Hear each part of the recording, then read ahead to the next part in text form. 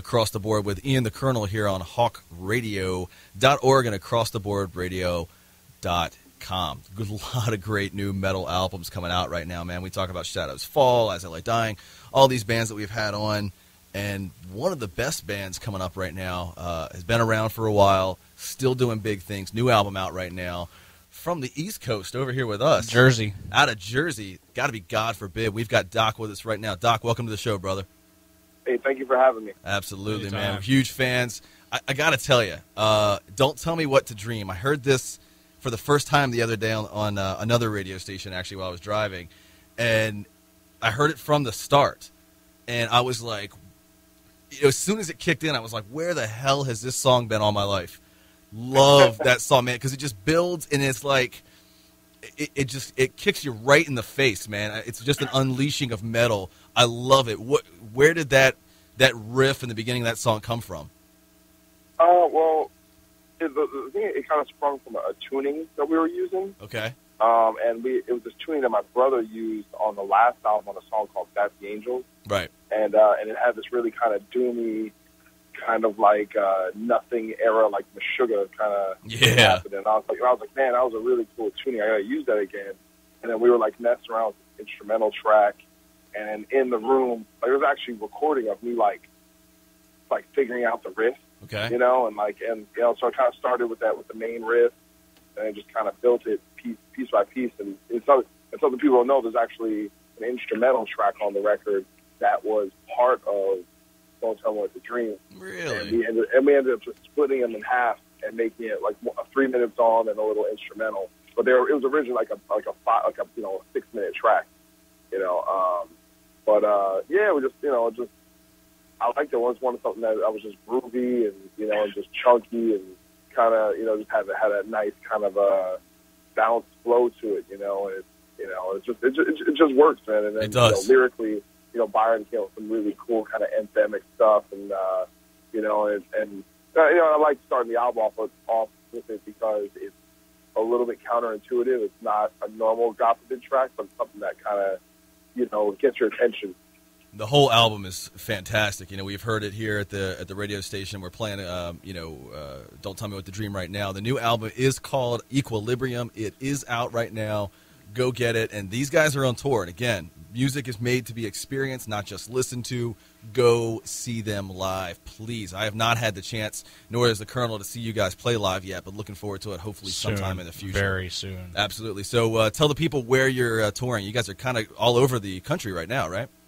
Well, right now we're wrapping up a 3-week-long tour with Overkill, which is and it covered a lot of ground. We're essentially hitting like every major or most major cities within a small period of time, and we just have we're going to hit up the East Coast from Florida up in this last week, and then we actually have some time off, and then we're going to go out with the Trespass America tour with Five Finger Death Punch, Killswitch Engage, Trivium, Demure, Pop Evil, and Battlecross. So that's like a really, really monumental tour for the band, you know, in terms of exposure. We're going to be playing a lot of arenas. You know, these are obviously, you know, some of the most successful bands playing heavy music right now. So it's important for us to get out to those people, grab that audience. So we have a work cut out for us. We have to really be great on this tour. So I'm really excited. No doubt. And Killswitch, by the way, with Jesse Leach back on vocals, should be interesting. Yeah, which is really exciting for me. I love Howard; you know, he's unbelievable. But I'm really good friends with Jesse. And that Times of Grace album was like my favorite album probably of last year. Good call. So it makes me really, you know, I think it's going to be a really cool tour. You know, it's his first tour with the band, and I'm glad I get to be there and see it every day. And that's actually a good lead into the question I was going to ask you with, if you could ideally tour with any band, past, present, who would you want to tour with? Who would be the ideal tour mate for God Forbid? The thing that's really funny is that we toured with almost every single one of like our childhood heroes. You know, I mean, we toured with Black Sabbath and Slipknot and Slayer and Anthrax and all these bands. You know, I filled in for Lamb of God, I toured with Metallica. So we toured with so many bands. I mean, I think that, you know, touring with probably the original Sepultura lineup, I think would be pretty amazing. You know, it's a lot of bands that aren't, obviously, Pantera, can't tour anymore. That is, Of course. things that aren't really a possibility anymore. I mean, Carcass, Aftergate, any of those bands, those are more the dream bands because they're not really around. So you kind of you don't have the opportunity to support them. It'd be great to do something with Iron Maiden. We never have to tour with them. Yeah. That'd be pretty sick. Across the board with Ian the Colonel here again with Doc Coyle from God Forbid, New Jersey's finest. And, Equilibrium, again, is the new album. It is out right now on Victory Records. Go cop the whole thing. Love every bit of it.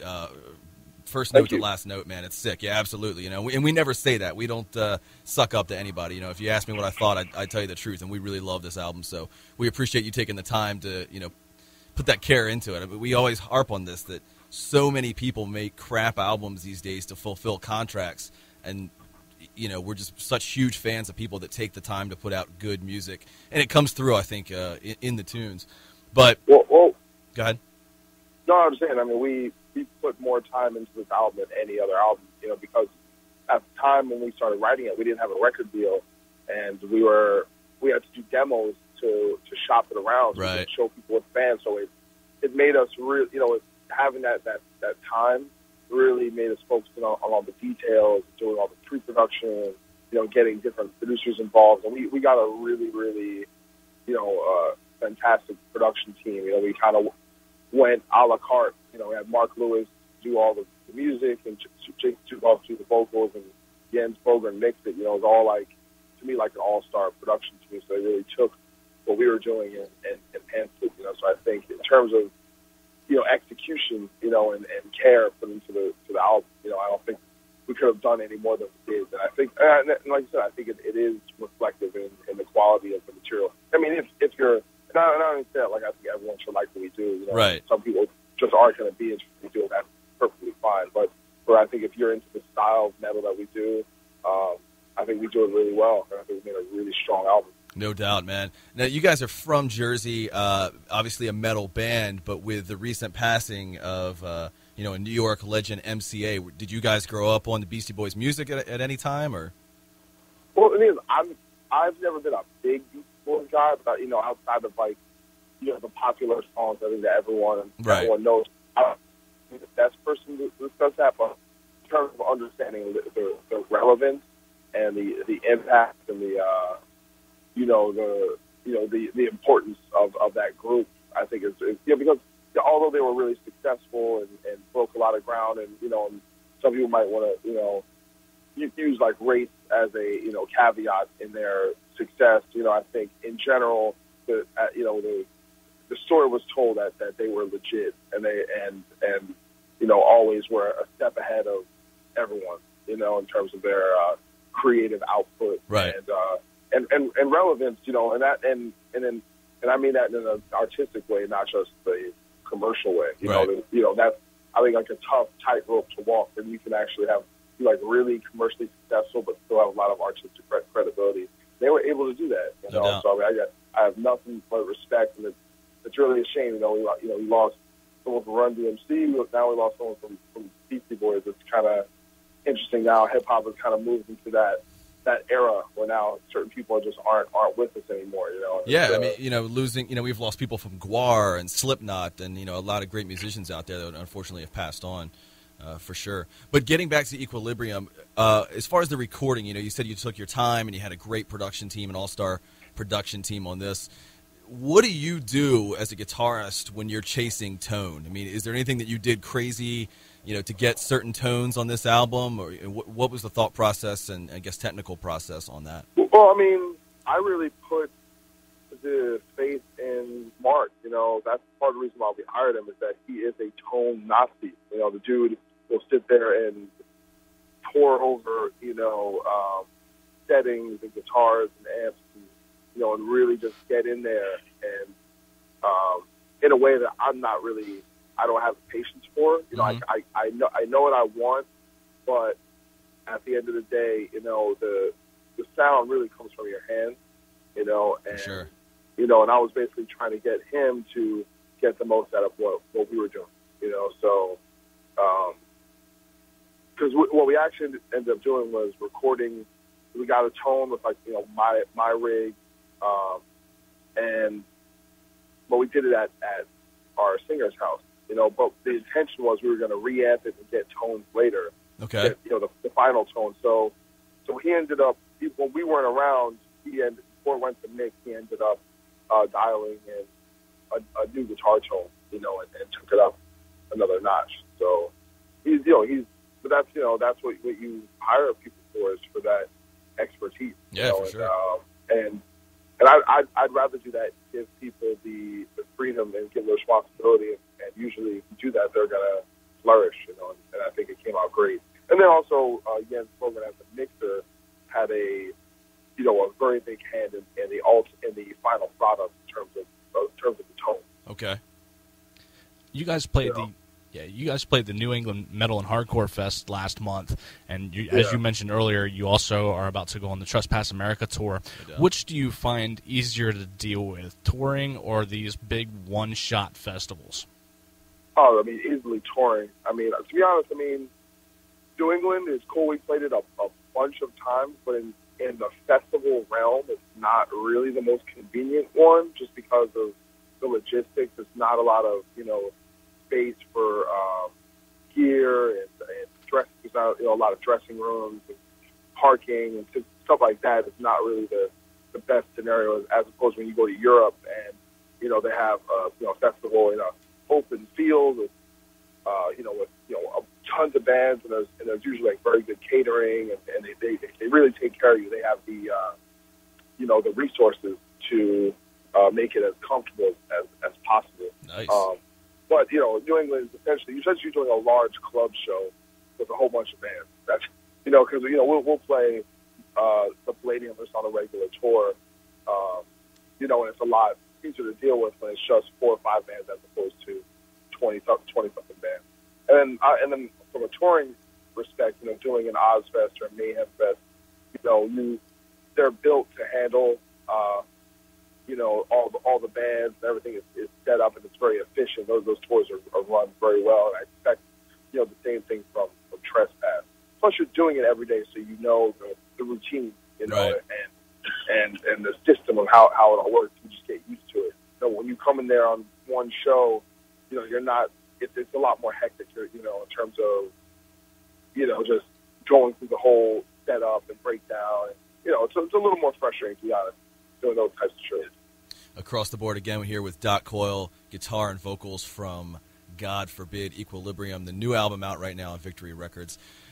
We love to get the inside scoop. We love to be able to hear from other bands. Who is the best band that you really enjoy and recommend that we don't know about yet? That you don't know about? I don't know. I don't know if I'm the right guy to ask, to be honest. I've been, you know, like I've been getting, like, you know, I think the bands that have been appealing to me are like the more kind of melodic metal bands like Ballbeat. I really love. Yeah, hell yeah. I really love that Damn Things record. I love Ghost. You know, and that stuff is almost rock. You know, Ghost. That's a crazy band. I'm almost like being appealed to more, and you know, and obviously those bands are doing very well. So it's not like there's certainly not any kept secrets. You know, I don't know if I'm quite as in tune with the underground, you know, as I once was. You know, my interests are so varied these days. You know, I'm a huge basketball fan. I like politics. I like, you know, reading about interesting stuff, science, and you know, I like to work out. So it's like, you know, there's so much input to absorb these days. I think, you know, you have to really. It's like a 24-hour job. You know, if you're really going to try and check out every new band and everything. So I feel kind of, you know, I wish I had something cool to say or some awesome band. But I think now these days, you know, if you're good, people will find out about you really quickly. You know, through word of mouth. You know, so it's hard to keep secrets with talent. You know. That's a fair answer too. I mean, you know, you're absolutely right. The more input you get, you know, stimulus from different areas too, it just makes you that much better, and it reflects. I'll just go on the internet and just, you know, like it's like going down the rabbit hole of like links and check out this article on this and check out this podcast here, and you know, and it's just I love it. You know, I definitely embrace the this kind of, you know, it's like this is the information age, you know, and I'm all about it. Then my information is, if I had to recommend one to you, since you say you like the melodic rock, definitely check out Brendan Small's new project, Galacticon. The guy that did Metalocalypse and Death Clock. He's got a new album out, and it's melodic metal. It's really good. Very cool. That is Very good cool. stuff. Yeah, he was on the show recently. Yeah, it's a good call. That's awesome. Yeah, I mean, I'm into heavy stuff too, but it's like I'll like throw like the new Black Dahlia record or like a Case Stream, and I'll be feeling it. But after like 5 or 6 songs after that, my face starts hurting. I need to start something else. I like it. I like it. All right, now we've got to bring it up. You started this. You opened this up. You said you're an NBA fan. We got to talk about the Nets. How do you feel about them bailing and heading over to New York? I think it's probably better for them because I think when you name a team after a state, it's hard for people to be like loyal. But if you localize it a little more, it gives it a little more character. Okay. You know, so I think I'm from New Jersey. I was never a Nets guy. I was always a Knicks fan. Okay. So maybe they'll do better in Brooklyn. Brooklyn is kind of developing its own personality, and you know, not say it's developing. It already has its own personality. So I think maybe it will, you know, kind of develop a little more of a grassroots fan base. You know. Watch out for those fire extinguishers. Well, we'll see. But if they lose, you know, if they don't, you know, if they're not able to swing that Dwight Howard deal, then they're more likely going to lose Darren Williams, and then they're kind of going to be pretty much screwed. Then they're really hurting. Yeah, man. I agree. Good time on the God Forbid bus there. I can hear all kinds of laughing in the background, man. It's a good time over there. Yes, they have no regard for my interview. Oh, no, you're all good, man. Tell the guys from the band we said what's up, man. They're fine. They're fine. Again, you guys are on tour right now with Overkill, and coming up, you'll be on touring with Five Finger Death Punch, Killswitch Engage, Trivium, and Muir, Battlecross, and even Pop Evil on some of these tour dates as well. And let me ask you one last question here, Doc. If you know the world only has maybe 10 to 15 minutes left before it all wraps up, what is the last song that you want to hear or perform, yours or anybody else's? Last song in your head. I would probably do that one long track. Well, it's like several tracks combined from Beatles' Abbey Road. Okay. You know, that's fine. I think it's like 8 or 9 tracks that all flow together. So that's like probably the most perfect piece of music ever composed. That's a unique answer. We haven't had that one before. That's good. Yeah, I like that too. Plus, it's going to prolong that a little bit, isn't it? Yeah, because that's you said, it's a long, a long mix there. I like that. Again, equilibrium. Well, go ahead. I'm sorry. No, go ahead. It's funny because, you know, back in the day it would be on a record and you'd perceive it as one track, whereas now we separate it. You know, it's all like those different tracks. That's a really good point. It's kind of funny how you can divide things that were never meant to be listened to like that. You know, it's kind of interesting. That is a good point. You know, that's what changes with digital realms these days, you know, and that's why you have to buy an entire album, not just one song, for sure. For instance, Equilibrium, out right now from God Forbid. Buy the entire album and not just one song. Back me up on this, Doc. Yes, please buy that. It's a really good album. I mean, I'm an album guy, you know, especially with rock music. You know, I wanna feel, you know, an album to me is a snapshot in a moment in time or you know, of that band's life, and I want to see that whole process and see the dynamics, the ups and downs, you know, and see, you know, make sure you're not just a one-trick pony, you know. That's a good point. Yeah, and you've, you know, put blood, sweat, and tears into this for months or years sometimes, you know. Give that band the respect, you know, if you're a fan, to listen to every note that they put down, because they're all important to the band, so they should be important to you as fans as well. I've totally agreed, and look forward to hoping seeing you guys on the road sometime soon. You know, you're out there all across the country, and maybe we can catch up with you guys for sure. So, but again, Equilibrium, out on Victory Records right now. Go get it. That's Doc. I'm E. He's the Colonel. Back here in a few minutes on Across the Board, hawkradio.org. And acrosstheboardradio.com.